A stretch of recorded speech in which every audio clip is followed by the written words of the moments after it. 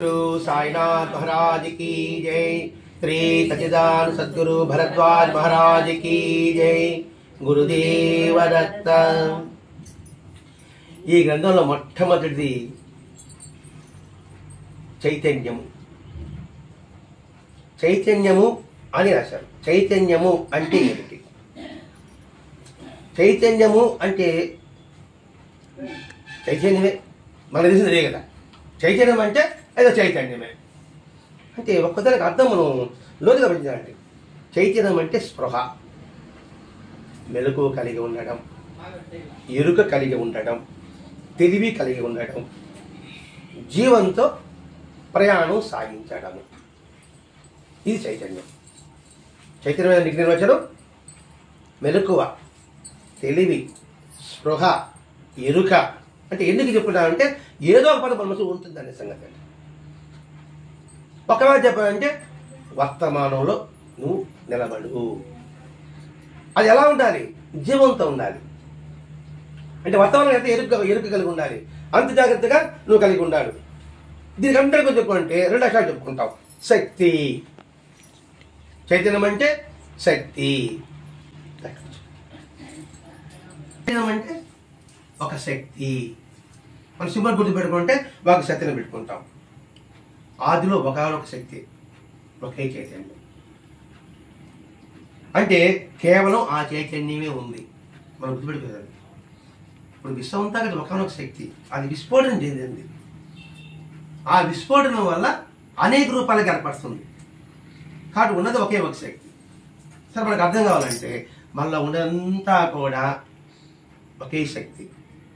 మన రక్తం అంతా ఏ కళలో ఉంది? అందరి ఎరుపులోనే ఉంది. అది బట్టి మనకు అర్థమవుతుంది. అంటే అంతటా మన రక్తం అంతా కూడా ఎరుపులో ఉంది. ఆ ఒక్క శక్తి. తోలు ఎర్రగా ఉండొచ్చు, చర్మం తెల్లగా ఉండొచ్చు, నల్లగా ఉండొచ్చు, కానీ లోపల రక్తం మాత్రం ఎర్రగానే ఉంటుంది. అలాగే ఈ ప్రపంచం అంతా కూడా వివిధ రూపాలకు మనకు కనిపించవచ్చు. అందులో ఉండే ఒకనొక శక్తి మాత్రం ఒకే ఒక శక్తి ఉంది. దాన్నే ఎరుక. అది గుర్తుపెట్టుకోవడం. అందులో ఉండేది కూడా ఒకే తత్వము అని ఎరుక కలిగి ఉండాలి. గ్రహించున్నాడు మనుషులే తర్వాత అధ్యాయం రాబోతుంది. నువ్వు రాయిని చూసినా పుట్టను చూసినా కూడా ఒకనొక శక్తి ఉంది అని తర్వాత అధ్యాయం రాబోతుందండి. కాబట్టి ఇక్కడ ఈ ఉనికిని కూడా నేను అనుభవిస్తున్నాను అని ఉనికి కలిగి ఉండడమే దాని అర్థం. ప్రతి ఒక్కటి కండి, నేను చేశా, నేను చూశా, నేను నడిచా, నేను తిన్నా, నేను నిద్రపోయినా, నేను పరిగెత్తా అంటున్నా కదండి. అంటే నేను ఎరుక కలిగి ఉంది కదా. ఇక్కడ నేనంటే నాలో ఉన్న శక్తి అని మనం భావించాలండి. ఇక్కడ అది చైతన్యం కనుక దానికి ఊహాశక్తి కలిగి ఉంటుంది కనుక ఆ చైతన్యం అనేక రూపాలు ధరించింది. ఇక్కడ స్టార్టింగ్ కొంచెం ఆలోచిస్తూ మనం చూడాలి. ఇక్కడ ఆ శక్తికి ఊహాశక్తి కలిగి ఉంది. మనమే అండి మన శక్తి. మనం ఎన్ని ఊహలకు పెంచామనుకోండి, మరి ఎక్కడెక్కడో తిరుగుతున్నాం. అవి అనేక రూపాలు ధరిస్తుంది. కూర్చున్నానుకోండి, ఊహించాలనుకోండి, అమెరికాలో మా పాప, అమెరికా ప్లేను, ఆ ప్రాంతము, మా పాప, ఆ ప్రదేశాలు, ఇవన్నీ ఊహలో భాగాలే కదా. కాబట్టి మన మనసునే గమనిస్తే ఏదైనా సన్నివేశం ఊహించినప్పుడు అమెరికా ఎలా ఉంటుంది, సీజన్ ఎలా ఉంటుంది, ఈ సీజన్ ఎలా ఉంటుంది, ఇవన్నీ కూడా మన మనసు ఆలోచిస్తుందా ఆలోచించదా? ఆలోచిస్తూ కూడా అది మనం అనిపిస్తుంటాం కదండి. ఇప్పుడు కలసంగ తర్వాత చూద్దాం. మామూలు ఊహాశక్తి. ఒంగోలు వచ్చేసాడు. ఒంగోలు రాని వాడు ఏంటి ఒంగోలు ఏం జరిగింది అడుగుతున్నారు. అది నేను ఒంగోలుకు చెప్తా ఉన్నాం. చెప్పినప్పుడు మరి ఇక్కడ ఉన్నాం దావనగుంట్లో. కానీ ఊహ, సమాధి, తపవనం, అది అది అది అది అది అటు ఉండేవాడిని చూసాం అన్నీ కూడా చెప్తున్నప్పుడు మరి మన ఊహలో బాగాలే కదండి. దానిని క్రియాశక్తి, కల్పనాశక్తి అన్నారు. అందుకే భగవంతుడు కూడా ఆ పని చేస్తున్నాడు. ఆ శక్తికి ఆ చైతన్యం లేకపోతే దాని అంశం కూడా ఉండదు. కరెంటుకి శక్తి ఉంది, వైర్లో కరెంట్ కనపడదు. బల్బులో, ట్యూబ్లో, ఫ్యాన్లో ఏ శక్తి ఉంది? ఆ కరెంటే ఉంది. ఆ కరెంట్ శక్తి లేకపోతే ఫ్యాన్ తిరగదు, బల్బ్ తిరగదు. అలాగే భగవద్గీత చైతన్యంలో శక్తి ఉంది కాబట్టి ఆ శక్తి ఇలా బలుగుతుంది, ఆ శక్తి ఇలా కూర్చుంటుంది, ఆ శక్తి ఇలా మాట్లాడుతుంది, ఆ శక్తి ఇలా చూస్తుంది. ఇవన్నీ మాస్టర్ గారు ఎందుకు చైతన్యం గురించి చెప్పారంటే మొట్టమొదటి దీనికి ఫౌండేషన్ కావాలి. తర్వాత అధ్యాయానికి అర్థం కావాలంటే ముందు ఫౌండేషన్ కావాలి. దీనిని మన మనసు ఒక సన్నివేశాన్ని ఊహించినప్పుడు ఆ మనసే అన్ని రూపాలు ధరిస్తుంది. ఇప్పుడు కొన్నాం, అమెరికా అనుకున్నాం, ఫ్లైట్ అనుకున్నాం, కార్ అనుకున్నాం, ఇవన్నీ మన మనసే అన్ని రూపాలు ధరిస్తుంది. అంటే ఏమిటి? అన్ని రూపాలు ధరించేది మనలో ఉన్న శక్తి, మనలో ఉన్న చైతన్యం. అందుకే ఉపనిషత్తులు ఏదంటే ఆదిలో ఒక బ్రహ్మ కూడా ఉన్నాడు. బ్రహ్మ అంటే అంతటా నిండి వాళ్ళకి అర్థం అండి. బ్రహ్మ అంటే 3-4 తలలు అనుకుంటున్నాం. ఆ బ్రహ్మ ఆయన అనేక అవవాలతో అనుకున్నాడట. మనం అనుకుంటాం కదండి, నేను అవ్వాలి, నాకు ఇలా జరగాలి, ఇలా జరగాలి అనుకుంటుంటాం కదా. అది ఉద్యోగ విషయంలో కావచ్చు, వ్యాపార విషయంలో కావచ్చు, టూర్ విషయంలో కూడా కావచ్చు. అన్నప్పుడు మనమందరం ఇక్కడే ఉన్నాం, మనమే అన్ని రూపాలు ధరించామా లేదా? రేపు సమ్మేళనానికి వెళ్ళాలి, ఫిబ్రవరి చీరాలకు వెళ్ళాలి, ఫిబ్రవరికి వెళ్ళాలి, ఇండోర్ ఉంది, చీర ఫ్యాషన్ తింటాము, లేదా అది అట్ట వెనక్కి పోవాలి, వెనక్కి పోతే గేట్ ఉంటుంది, గేట్ దాటాలి, గేట్ దాటనే స్వామి సమాధి ఉంటుంది, ఆ ముందు కాలు కడుక్కోవాలి, కాలు కడుక్కొని సమాధిలో ప్రవేశించాలి, ప్రదర్శన చేయాలి అని ఇప్పుడే అనుకుంటున్నాను, అని మీరు అనుకుంటున్నారు. అప్పుడు ఎక్కడున్నా మనం? అంటే ఏంటి? మన మనసే అన్ని రూపాలు ధరిస్తుంది కదా. అలాగే బ్రహ్మ కూడాను నేను అనేక అవ్వాలని అనుకున్నాను.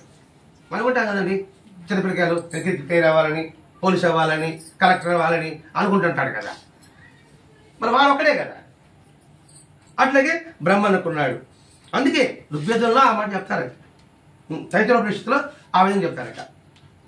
అంటే ఇక్కడ ఏదో చెప్తున్నాడంటే, ఉదాహరణకి జైల్లో మనం పడిపోయినాం, నన్ను జైల్లో వేసారు, నిద్రపోతున్నాను, బ్రహ్మాండంగా వేసి బ్రహ్మాండ పురుషుని పెట్టి పడుకుని రాత్రి కాల్లో నేను జైల్లో ఉండా. కానీ నాకు పరుపు గుర్తుందా? ఏసీ గుర్తుందా? మేక వస్తే మనకు అర్థమవుతుంది. అంటే ఇవన్నీ చెప్తాడు, అక్కడ బాధ అనిపిస్తున్నాను అంటే వాస్తవంగానే మనకు అనిపిస్తుంది. కళలో మనం అనిపించినంతా కూడా వాస్తవం అనిపిస్తుంది. అలాగే భగవంతుడు సృష్టించిన ఇవన్నీ కూడా మనకి వాస్తవం అనిపిస్తూ ఉంది. యారుకుడు గురించి చూడండి, భగవంతు సంకల్ప భాగంలో మనకంతా ఇది వాస్తవంగా అనిపిస్తుంది. మెరుగు వస్తే కానీ అదే కాలం అనిపిస్తుంది. ఇప్పుడు మనకి ఇవన్నీ కూడా అశాశ్వతం తెలియాలంటే మనకి మెరుగు కావాలి. ఆ మెరుకువ ఎరుక, ఆ ఎరుకే తెలివి, ఆ తెలివే జ్ఞానం, ఆ జ్ఞానానికి జీవం, ఆ జీవానికి మూలం శక్తి. ఇక్కడ డరుకొచ్చాడు మాస్టర్ గారు. ఆ తెలివి కోసమే, ఎరుక కోసమే ఈ సత్సంగం ప్రయోజనం. అంటే ఏంటి? అలాగే ఈ జగత్తు కూడా దేవుని యొక్క ఊహ. ఆ ఊహ దేవుని ఊహలోని దేహాలవే మనం. ఇప్పుడు కళలో మనం అందరినీ ఊహించుకుంటున్నాము. వాళ్ళందరూ ఎవరు? వాళ్ళు మన వాళ్ళే కదండి. ఇప్పుడు ఒక కవి పాటలు రాసేవాడే కావచ్చు, లేదా గ్రంథం రాసేవాడు, అన్ని పాత్రలు వాడేవే వేరే ఉంటుంది. రాస్తుంటాడు, వాడే విలను, వాడే హీరో, వాడే కామెడీ యాక్టర్, వాడే ప్రకృతి సౌందర్యం, అన్ని వాడే, అన్ని వాడితే రాయగలరు. కానీ అది కల్పితము అని తెలుసు, కానీ అందులో భావన ఉంటాడు కదండి.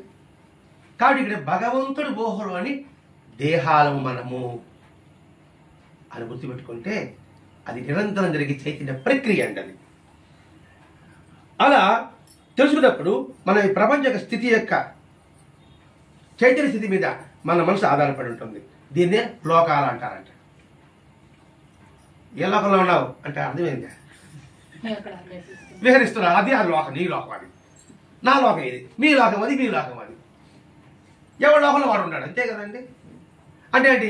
ఊహలతో నిర్మితమైన ప్రదేశమే అది ఒక లోకం.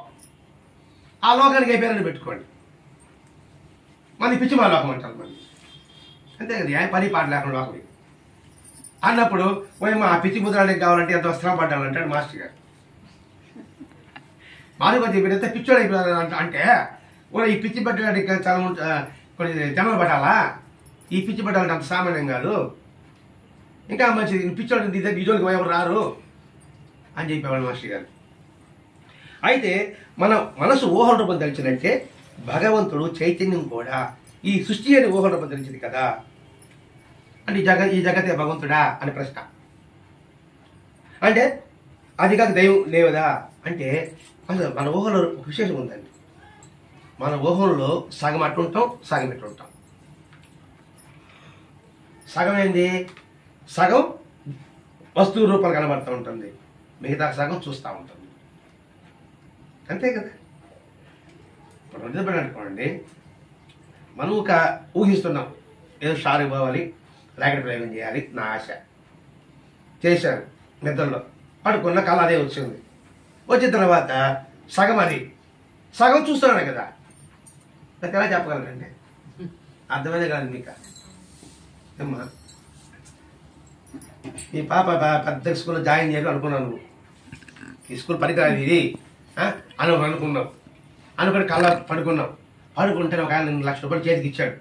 అమ్మ ఇక్కడ కాదు, ఇంటర్నేట్ స్కూల్ ఉంది నెల్లూరులో, మూలముడి దారిలో అని చెప్తాడు కళ్ళలో. పెద్ద ఇంటర్నేట్ స్కూల్. ఆ అబ్బా బస్సులో ఎక్కించి పోతా మా మీ పాపను ఎక్కించుకొని పోతా ఉండవు. అది సగం ఊహ. వెళ్ళిపోతుండావు ఆ ఇంటర్నేట్ స్కూలు, ఆ బస్సు, ఆ నెల్లూరు, ఆ గొలగముడు చూస్తున్నది ఇంకోటి. ఇలా ఎలా చెప్పగలవు? మరి అర్థమైందా? చెప్పగలవా? చెప్పలేవు కదా. అంటే ఏంటి? సగం రూపం చూస్తున్నావు, సగం సాక్షిగా చూస్తున్నావు. దాన్ని మనస్సాక్షి అన్నాడు. దాన్నే మనస్సాక్షి అన్నాడు. దానినే జ్ఞాన నేత్రం అన్నాడు. దానికి రూపం లేదు. దానికి రూపం ఉందా? దానికి రూపం ఉండదు, గుణాలు ఉండవు. అంటే చూచుట, గమనించుట. దాన్ని విరూపాక్ష అని కూడా అంటారు. విరూపాక్ష మనం ఎవరు అంటారు? మనలో ఏ దేవుడు అంటారు? విరూపాక్ష అంటారు కదండి. అంటే విరూపాక్ష అంటే రూపంలోని కళ్ళు అని అర్థం అండి. అక్షరం వచ్చింది, పదం వచ్చింది కదా. విరూపాక్ష అంటే ఆకారం లేని కళ్ళు అంటే ఆయనకి రూపం లేదు అని అర్థం. అంటే వివిధ కళ్ళు కలిగినవాడు అని అర్థం. విరూపాక్ష అంటే వివిధ కళ్ళు కలిగినవాడు. అందుకే శివుడు చూడండి అన్ని వేమలు చూస్తూ ఉంటాడు. ఇప్పుడు మహావిష్ణువు ఇంకోటి వన్ సైడే కదండి. చంగాళమ్మ వన్ సైడే, వెంకటేశ్వర స్వామి వన్ సైడే. కానీ శివుడు 5 పక్కల మనం పూజ చేస్తాం. వెంకటేశ్వర వెనక మీరు పూజ చేస్తామా? చేస్తారా? కానీ శివుడికి ఇట్లా కూర్చుంటారు, ఇట్లా కూర్చుంటారు, ఇట్లా కూర్చుంటారు, ఇట్లా కూర్చుంటారు. పైనుంచి మన అభిషేకం జరుగుతూ ఉంటారు. అంటే ఏంటికి వివిధ కళ్ళతో ఆయన సృష్టిని చూస్తున్నాడు. ఆయనే అండి మనం గమనించేది. శివుడే మనల్ని లైన్ చేసుకునేవాడు. అందుకే శ్మశానంలో ఎవరిని పెడతారు అక్కడ? ఏ శ్మశానంలో అయినా శివుడే పెడతారు. అందరు చీపు తరివేస్తే ఆయన రారా రాండ్రా రండిరా రారండ్రా అని మనం తీసుకుంటున్నాడు. అంటే ఆయన కళ్ళు ఎక్కడ ఉన్నది? అందరిపైన ఉంది. వాడు ధనవంతుడా పేదవాడా లేదు. అది కుక్క బల్లి ఇంకోటి కాదండి, పచ్చా జంతువు అని లేదు. అందరిపైన ఆయన కళ్ళు ఉంటుంది. మన మనసు కూడా అంతే. ఊహలో ఉంటాము. మన ఈ మనసే అన్ని రూపాలు చూస్తున్నాయా లేదా? అందుకని విరూపాక్ష అన్నారండి. అందుకే మనస్సాక్షి అన్నారండి. ఆ మనస్సాక్షి భగవంతుడు అన్నారండి. రే నీ మనస్సాక్షి చెప్పరంటారు. అన్నప్పుడు ఏం చేస్తారు? చెప్పేస్తాం దేవుడు సాక్షి అంటే అసలు ముందుగా ఎక్కడ పోయి సంగతారా దేవుడు ఆయన పలకడు కదా. దేవుడు సాక్షి ఆపద నేను నిజమే చెప్తా అంటాడు. కానీ క్షుణ్ణంగా చూసినవాడు ఆ మాట అన్నాడు. అందుకే వేదం కూడా చెప్తుందండి, పాదోసి విశ్వాభూతాన్ని చెప్పారండి. అంటే భగవంతుడు అన్ని పదాల్లో పాదం ఒకటి విశ్వం. ఆ విశ్వంలోనే మనం ఇక్కడ చూస్తున్నాం. అందుకే భగవంతుడు సకల భూత హృదయాంతర్వర్తి అని అంటామండి. హృదయాంతర్తన మహా అంటాం కదండి. సకల భూత హృదయాంతర్వర్తి మనుషులు కాదు, 80 జీవరాశుల హృదయంలో ఆయన నివసించి ఉన్నాడు.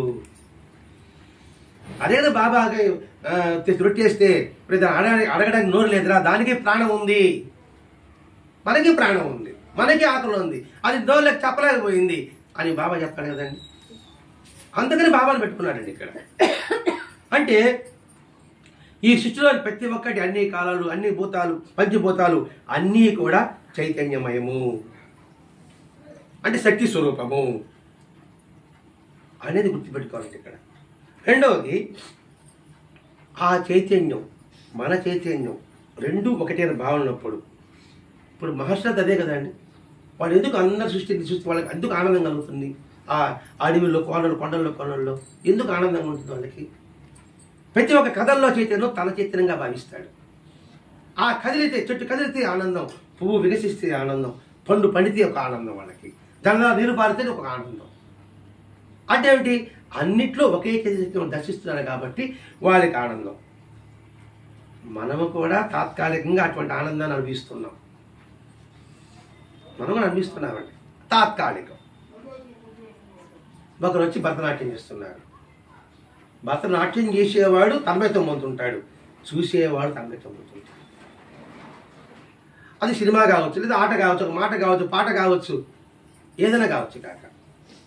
పైన పాట పాడుతూ ఉంటారు, అది కూడా తన్మయత్వం చెప్పి ఎందుకు పాట పాడేదా? శ్రమ తెలియకుండా కోసంగా. అంతే కదండి. ఇప్పుడు పాటలు పాడేవాళ్ళు మిషన్ వేస్తున్నారు, టికెటింగ్ అంటారు, ఇంకేది పాటలు పాడేది అక్కడ. అంటే ఏంటి? మనం కూడా తాత్కాలికంగా ఆనందం పొందుతున్నాం. అది అందుకు మన పెద్దలు అన్ని కళలను ప్రోత్సహించారండి. జానపదం కావచ్చు, కోలాటం కావచ్చు, చెక్కబదిన కావచ్చు, హరికథలు కావచ్చు, బుర్రకథలు కావచ్చు, తోలుబొమ్మలాట కావచ్చు.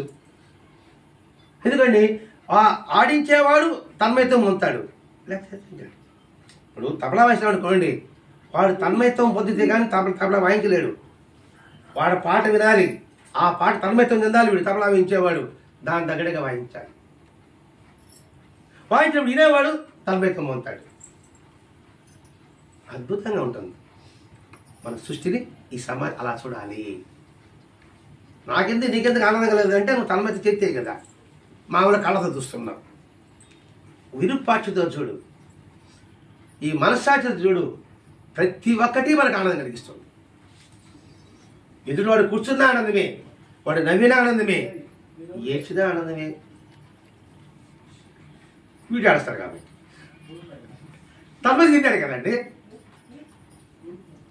వీడిప్పుడు ఆడితే వాడు ఆవి నిలిపేస్తాడు, అది ఆనందమే. అదండి ఎందుకు మాస్టర్కి చైతన్యం గురించి అంత వివరించి చెప్పుకుంటారంటే, అందుకే ఎందుకు నటరాజ విగ్రహం పట్ల అందరికీ ప్రీతి. విదేశీయులందరూ కూడా నటరాజ విగ్రహం ఎత్తుకుపోతారు. ఎందుకు? అందులో గొప్ప ప్రత్యేకత ఉందండి. అది ఆ నాట్యం, ఆ రూపం చూస్తేనే తన్మయత్వం వస్తుంది. అందుకు ఏర్పడ్డాయి విగ్రహాలు. మజాపోతారు దాని గురించి కూడా. అంటే లేకపోతే అనుభూతి చెందకపోతే వాళ్ళ పతనానికి దారితీస్తాడు. అంటే వెప్పు కోసంగా చేయాలనుకోండి, వాడి అదే పతనమే. ఇప్పుడు బైబిల్లో ఒక సూక్తి ఉంది కదా, తనకు తాను తగ్గించుకున్నవాడు హెచ్చింపబడతాడు, తనకు తాను హెచ్చింపబడిన వాడు. ఇది బైబిల్ లేదండి. తను హెచ్చింపబడిన వాడు భగవంతుడు తగ్గింపబడతాడు. ఇది మనం నేర్చుకుంటాం, అంతే కదా. అదండి ఇక్కడ. ఎప్పుడైతే హెచ్చింపు ఉంటుందో నువ్వు భగవంతుడి ముందు తగ్గివే. అందుకు వినయము. బైబిల్ లేని సూక్తి కావచ్చు కానీ మనం అన్వయించుకుందాం, తప్పే ఉంది. కాబట్టి ఇక్కడ హెచ్చింపబడాలని కోరుకోబాక, తగ్గి ఉండాలని కోరుకో. అప్పుడు నువ్వు భగవంతుడి ముందు హెచ్చింపబడతావు అనే విషయం అండి ఇక్కడ. లేకపోతే వాడు ఆ జ్ఞానాన్ని దొంగగానో హంతకుడుగానో మారిపోతాడండి. సత్సంగం లేకపోతే మనం దొంగల హంతకంగా పడలేదు. మానసికంగా ఎదుటివాడు చెడిపోవాలనుకున్న కూడా హంతకుడే. రెండవది, తన దిగిన తినే ఆహారాన్ని ప్రతిఫలంగా వాడు పని చేయకపోతే వాడు దొంగే. అందుకు బాగా పని చేయకుండా నువ్వు ఆహారం తీసుకున్నా కూడా దొంగే. తీసుకున్న దానికి నువ్వు తగినగా ఫలితం పని చేయాలి. అది నేర్పుతున్నాడండి ఈ చైతన్యం. అంటే ఇప్పుడు ఎందుకు పని చేసేవాడి చెమట ఆరక ముందే వాడు కూలి ఇచ్చేవాడిని ప్రవక్త చెప్తాడు. మనకు జరిగినప్పుడు ఎలా ఉండాలండి. అందుకే కురాన్లో ఒక మాట చెప్తారండి, 114 అధ్యాయాలు ఉంటాయి కదా, దాంట్లో చెప్తారండి, నువ్వు భగవంతుడిని ఏం ఆశిస్తున్నావో, భగవంతుడికి నువ్వేం ఆశిస్తున్నావో ఇతరులకు కూడా అటువంటి జరగాలని నువ్వు భగవంతుని ప్రార్థించుకున్నాడండి. బైబిల్ ఏం చెప్పాడు? ఇతరులకు ఏం చేయాలనుకుంటావో అది ఇతరుల గురించి. అంతా ఒకటేనండి, తేడా ఏం లేదు. పదాలు వేరే, భాష వేరే. మరి ఆయన చెప్పింది ఇదే, ఏం చెప్పింది అదే. మరి మన సనాతనం ఏం చెప్పింది? పొరుగువాడికి తోడపడిపోయి, ఒట్టి మాటలు కట్టి పెట్టిపోయి, గట్టి మీద తలపెట్టిపోయి, పరోపకారం మిగం శరీరం. ఇవన్నీ దానికి సంబంధించిదే కదండి. ఇదండి ఇక్కడ.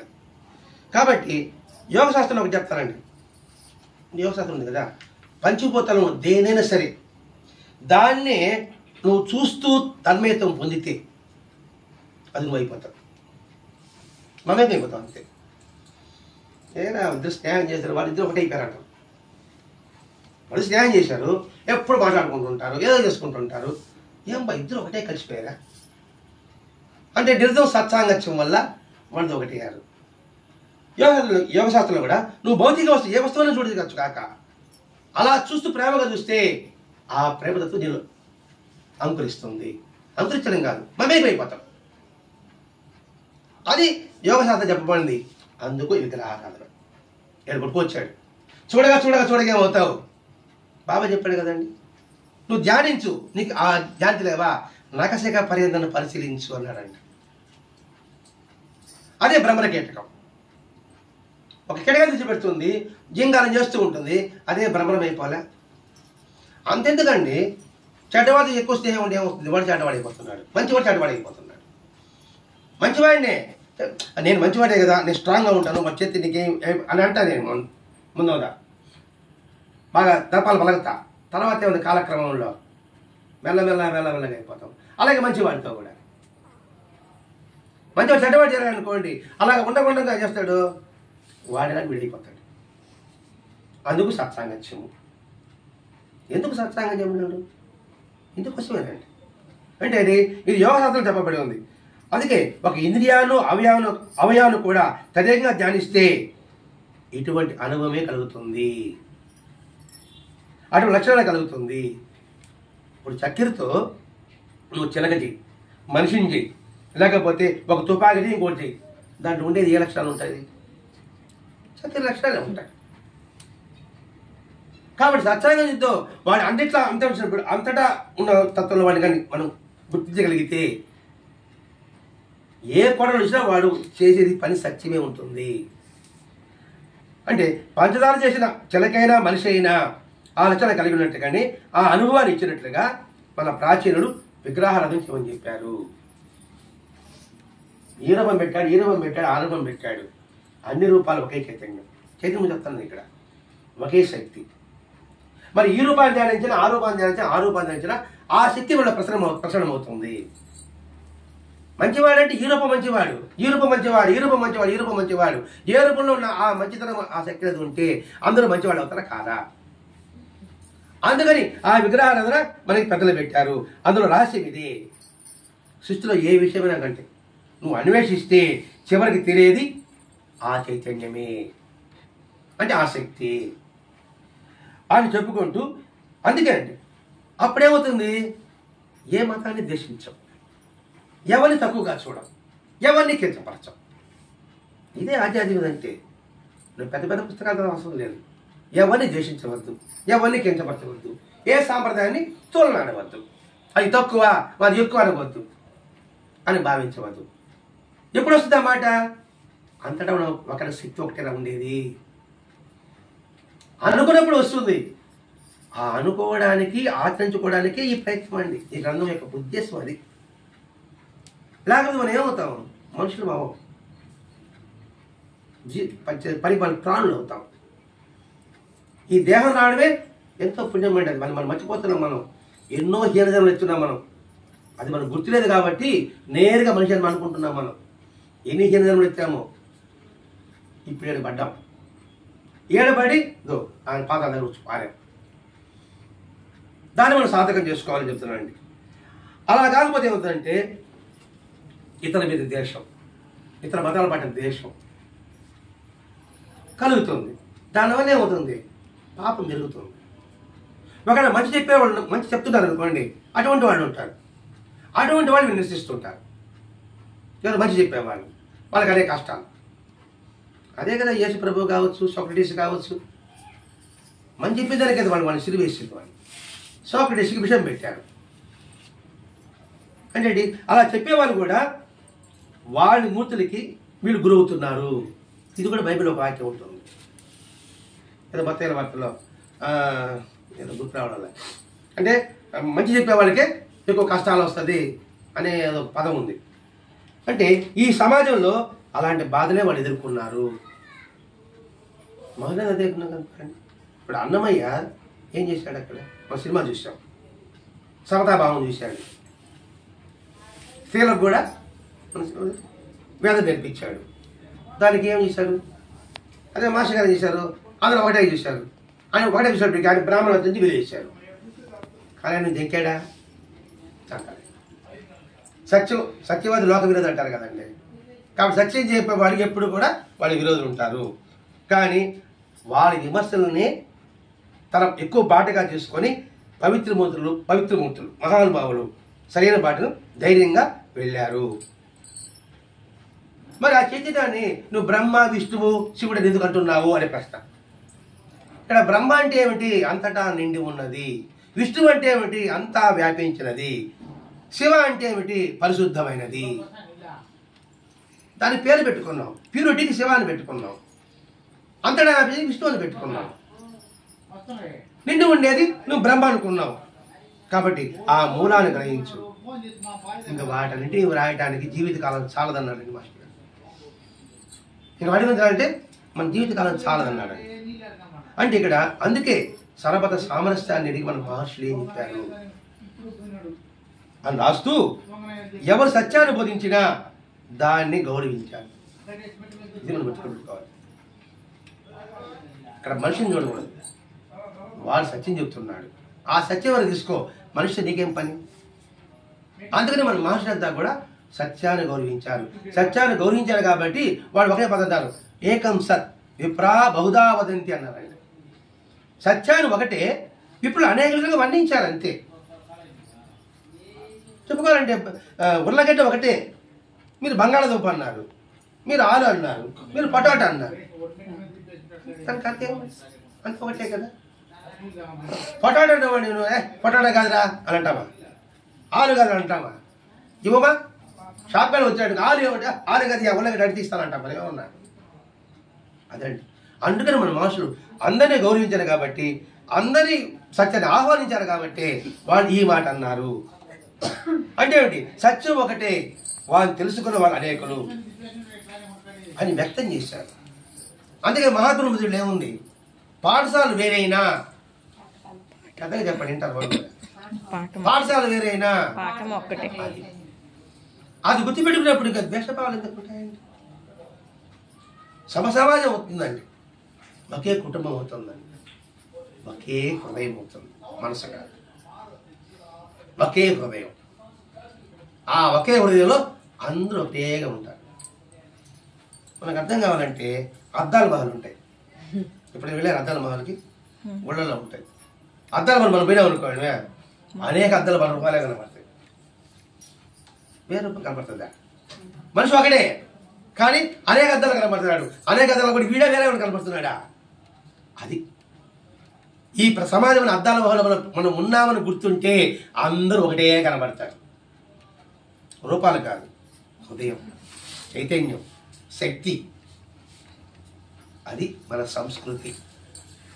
అందుకే చూడండి, కొందరు అనోభద్ర కథవో యాంతి విశ్వత ఋగ్వేదులు చెప్పారు. అంటే ఏమిటి?